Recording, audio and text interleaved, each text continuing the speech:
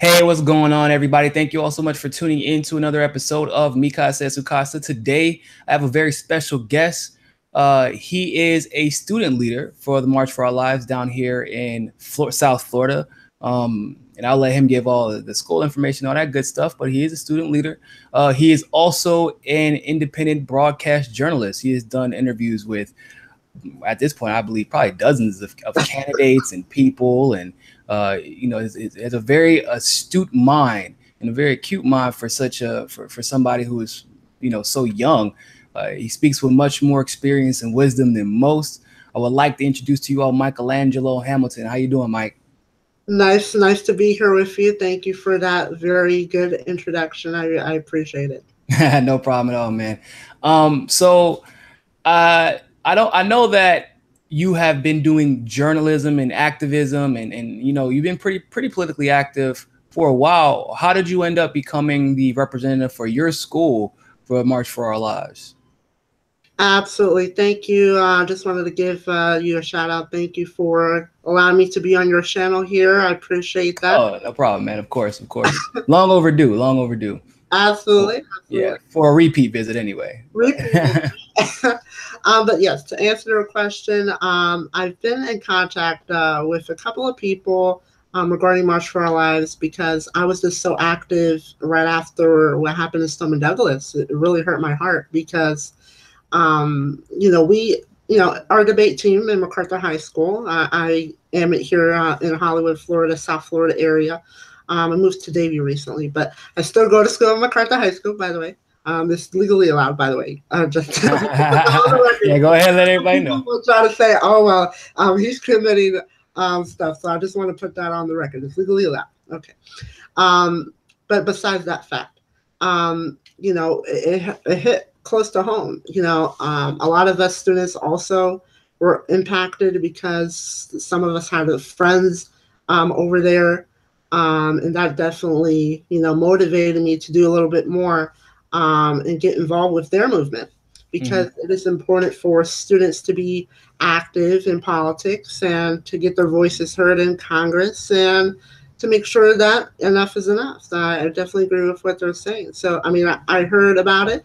There was two people, and then that person kind of referred me to like another person. Like I saw something on their page about being the student ambassador. So I reached out to this very nice lady. I forgot her name. I believe her name is Shelly, if I'm not mistaken.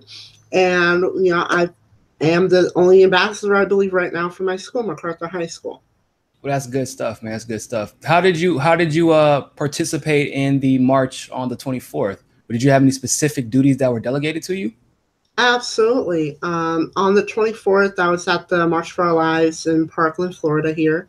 I went up there and volunteered, and I was given the specific task of making sure that only MSD students and their affiliated families, along with some other great volunteers, that we were guarding the gate there to make sure that only there came in. It was a difficult task, but we were able to pull it through, and I'm very glad that I had the opportunity to volunteer as well. When you say came in, do you mean like do they have their own separate march, or do you say like to a specific section? Yeah, sure. To elaborate a little bit more on that, so there was like a speaking stage. There was a stage there, and a lot of different speakers were there. A lot of students were there speaking out. They had students sit along, I guess. I don't know what the terminology for it is, but it's like, how they have a stage set up. Yeah. I know what you mean. So yeah, they were sitting down, and then like the podium and the stage, and then the police were around us too, making sure that everyone stays in a single file line. I was volunteering for that. So yeah, they gave.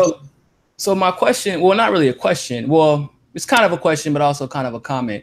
Now, you know where I stand on most issues, because we usually see eye to eye on just about everything. So, which is good. And it actually makes my point. So I don't know if you saw a video I did the other day, but I actually was talking about the fact that there was this belief that the students holistically and by themselves organize everything, which you and I both know isn't the case. But I'm not saying that they didn't organize anything, obviously, but they weren't the primary organizers behind it.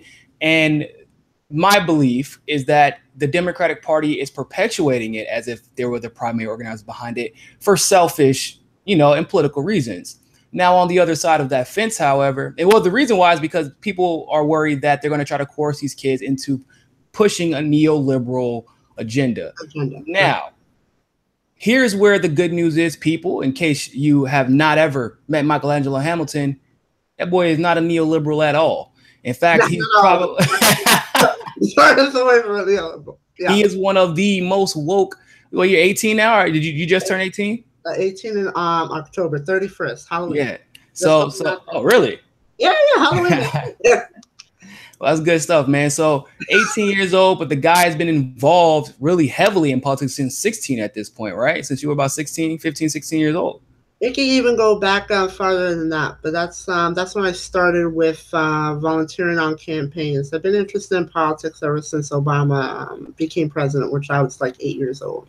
Yeah. So for a lot of people, I would figure that you would be almost like a ray of hope, because I'm a very optimistic person, and I believe that there is some good that came out of the March for Our Lives, but I was not necessarily pessimistic, but just kind of hesitant to be, to think at least holistically positively about the event because of how influenced kids can be when it comes to. I'm sure you've had to deal with kids in your school saying, "Oh, we have to vote for Hillary Clinton." We have to, and they throw the. I'm sure you probably deal with it more than I do because high schoolers are crazy. But how do you feel about all the dialogue that's been surrounding this event, considering that you are obviously part of this movement, which is a good thing, but you're also one of those kids that I would definitely put in the category of woke in more than one way?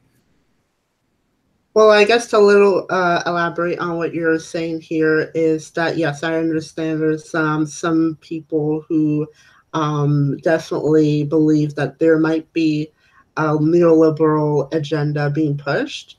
I have not seen evidence of that yet, but I have seen evidence, and I will speak out on how people of color in the movement might be being treated. I can't confirm anything. I just attended a press conference, I would say yesterday, where Dr. Osgood, who's from the school board, Broward County School Board, and there were some other fine students from Stoneman Douglas High School, and there were people of color saying that we are here too, that we should be more included in the movement.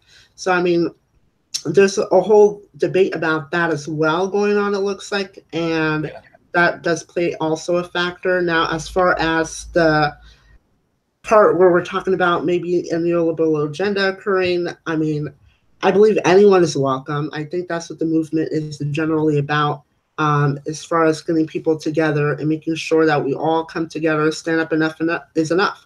The main leaders from Stoneman Douglas High School has stated repeatedly, it's not about being a Democrat. It's not about being a Republican. And that's what the general sentiment of my generation is that we've had enough of partisan politics, and we want people to just get along. See, now, so I do have to briefly interject, because David Hogg, I think it was actually, David a little bit, but Casey literally said that Rick Scott and Marco Rubio allowed this, the blood was on their hands. And there has been a lot of Republican finger pointing, which I'm sure you can even admit it, because it's been all over the news at this point. But there hasn't really been any talk about, for example, the fact that Debbie Wasserman Schultz district, which you're well aware of. We live here. But it's technically Ted Deutsch's district, but yeah. Well, I'm saying it's her congressional district is what I mean. Yeah. That's her congressional district, right? I mean, I believe it's technically Ted Deutsch's district, but is it? Yeah. I mean, unless they redistricted it, recently, but I'm pretty sure it's Ted Deutsch's district. But okay, to elaborate a little bit, and I'm sorry to cut you off. No, you're fine. What I was saying was that the Broward, at least the Broward County school district, is one of the top two funded districts in the country, and they've actually been funneling money out of it. We don't know, God knows where the money is going. Elijah Manley was speaking about this out. You know that he's running for office out there for school board at large, and that's a Democratic highly Democratic school district, and they had been requesting for safety measures to be taken about the exit strategy. Single point of entry, exactly, and they had their requests, delayed, and then what happened? This happened. So as much as we've seen a couple of I don't think Emma hasn't pointed at Republicans as much, to be totally honest. It's really only been Casey and David, but it's been noticeable that they're pointing at Republicans while simultaneously refusing to hold the Democrats culpable as well. And I think that's where a lot of people are being rubbed wrong, because I feel like whenever it's a nonpartisan accountability thing, which I think is what we would have liked to see, because like I said, we live in the district. We know how Democratic it is. We know the Democrats have control of all the money. And one of the things that would have saved literally not everybody's life, but a lot of lives, because they were going up the stairs and around the corner and through different hallways. A single point entry would have prevented a lot of lives being lost, and would have prevented even Nicholas De Cruz from leaving like he did, blending in with the children, because it would have had to, cross paths with them multiple times, and there would be no question that, where his whereabouts were and things like that. So the Democrats, in my opinion, in this particular scenario, we want to blame Republicans and the NRA for lobbying for guns, but why hasn't there been, in your mind, any conversation about what the Democrats could have done with control of all the money to meet the requests of these students so that they could have been safer? Well, I don't necessarily have an answer to that question, but my general sentiment is maybe we should implement maybe a different strategy that looks at towards those issues as well. Yeah, I agree with you. Yeah, absolutely. And to elaborate a little bit on your points there, you're correct. Debbie Wasserman Schultz is in our congressional district 23. But however, their congressperson in this district, I don't remember the district number, but it's definitely Ted Deutsch. So they're right outside of it. I mean, they're right outside of it, but at the same time. Hold up, is it split half and half? Isn't that school district split like half and half? School districts? Yeah, I'm saying isn't Stoneman Douglas split? Like some of the constituents live in Debbie Wasserman Schultz district, and some of them live in Ted Deutsch's district. I mean, that could be correct as well. Regardless of like how the map is drawn out as far as it goes, they do well know each other. I mean, that's pretty common base knowledge. Now, to elaborate, I guess, a little bit more on that point, I mean, you are definitely correct in where you're coming from. Personally, I definitely agree with what you're saying, and I think that we need to hold both sides accountable a little bit more better. That's what I feel like as well. But in general, I think that we need to continue doing what we're doing and actually take a look a little bit more at the Democrat side as well of the fence, because in general, my generation has had enough of the Republicans and the Democrats taking all this corporate money and not doing anything about it. And even though we say NRA money, because we're talking specifically about the gun reform issue, I think that can be and should be maybe more applied to a broader scope, because it involves more than just the NRA. Absolutely. It goes against a lot of different other issues that we're fighting for, like single-payer health care. We definitely need a society that offers single-payer health care to everyone. Or even if we're going to talk about, like gun reform, the manufacturers that pay the Democrats, for example, that they're taking money from, or even the NRA paying Democrats at the committee level to make sure gun legislation doesn't get pushed through. Because, people look at, when they're looking at the money that's taken from politicians, they only look at when they're fundraising during the elections. They don't look at what happens afterwards. And the Democrats in charge of committees like the security, I think the security committee. It was two major committees. I can't remember off the top of my head, but two major committees. They had both taken half of the money donated to the committees by the NRA or by gun lobbies in general, the Democrats take half of it. And what's even worse is that like Obama and Hillary Clinton combined took almost more gun lobbying money than their Republican counterparts. They just did it through different channels. And so that's what I'm glad. I think it's great that people get to hear the perspective of someone who's part of this movement, especially a student who's part of this movement, who actually understands, because you've been fighting against it. A lot of people probably don't know. Michaelangelo has worked for Bernie Sanders. You worked for Jill Stein too, like volunteering and things like that, if I recall, right?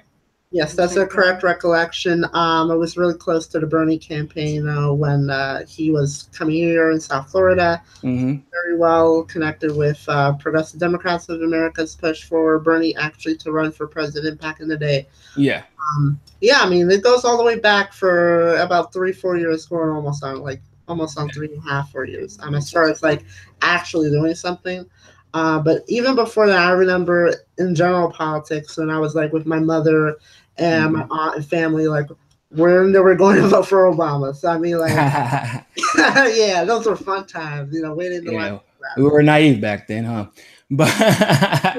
But so I would say that you have a less than amicable relationship with the duopoly as well. So I think that's will give a lot of people hope, and I hope that you use your platform in your daily conversations to reach out to these students who may be subject to the will of the opinions of their peers. Because in high school it's also a popularity contest. Like right now, I'm sure I don't know if you've been keeping up with the beef between, or the Twitter beef between Casey and Kyle Khrushchev. No, actually, they were supposed to have a debate. And Casey canceled it last minute because I think Kyle said that that we should not violate the First Amendment, or the Second Amendment, about our First Amendment. Actually, I think it was. And Casey said, "Oh, you're attacking somebody personally," but it wasn't actually a personal attack. It seemed like he was actually just backing out of the debate. But it was like very high school-esque drama, which I'm sure you know or you're familiar with. But but you see once again what it's crumbling into, though. It's crumbling back into they're taking leaders, future leaders, because they both will be future leaders. One has been thrusted into the spotlight, another one volunteered for it.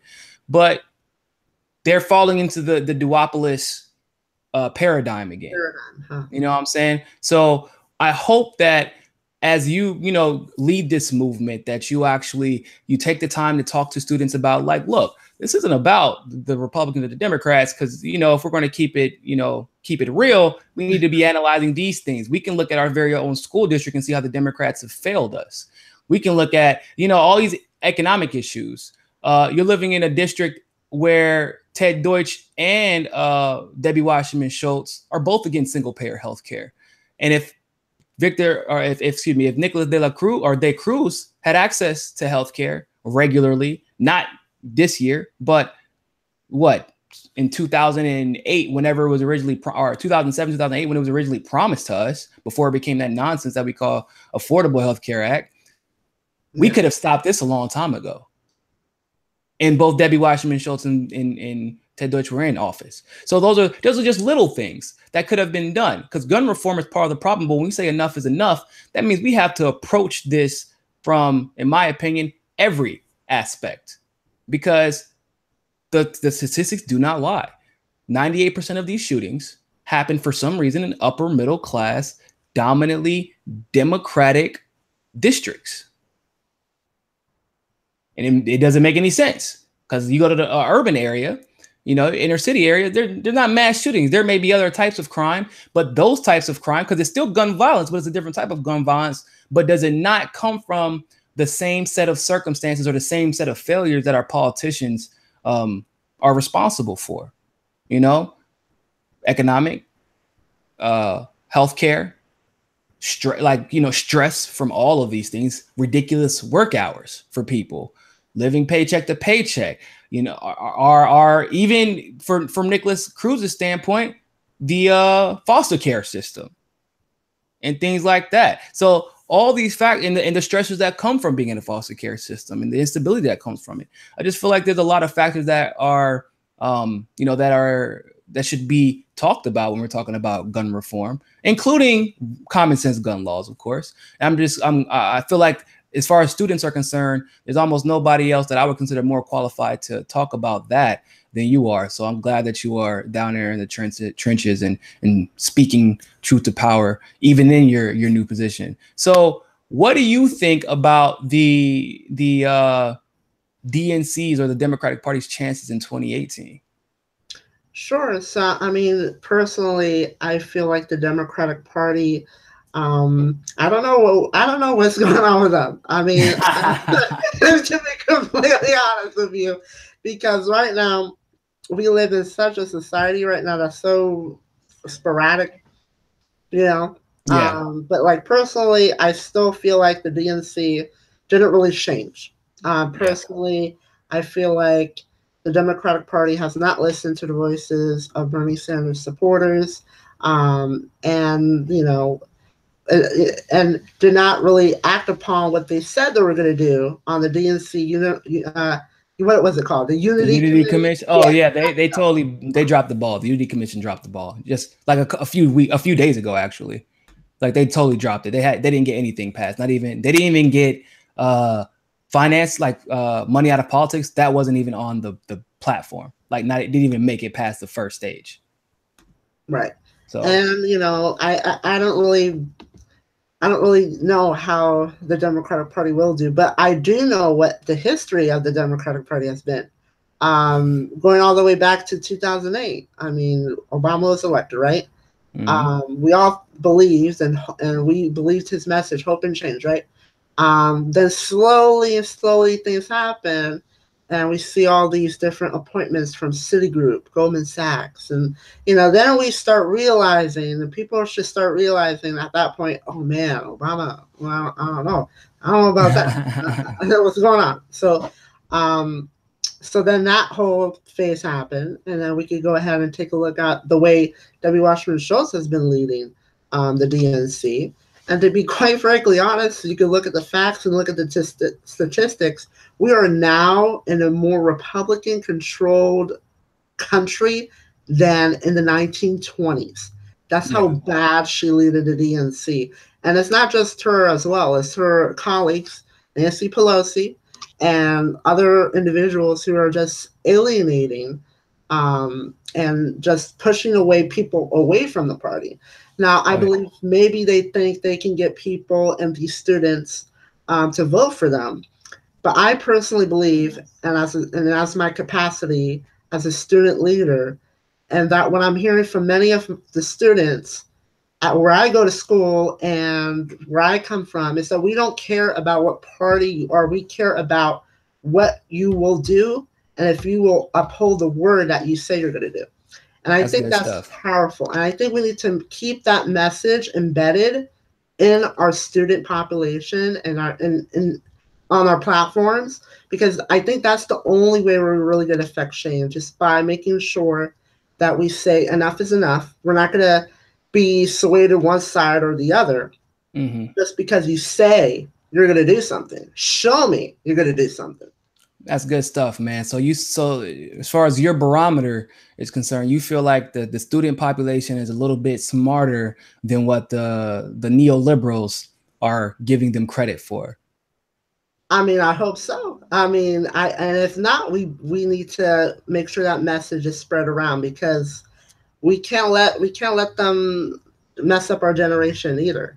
We can't let them brainwash us into the same neoliberal agenda that other generations have been doing. And that's something that I'm here saying to you as a student leader for this movement as well.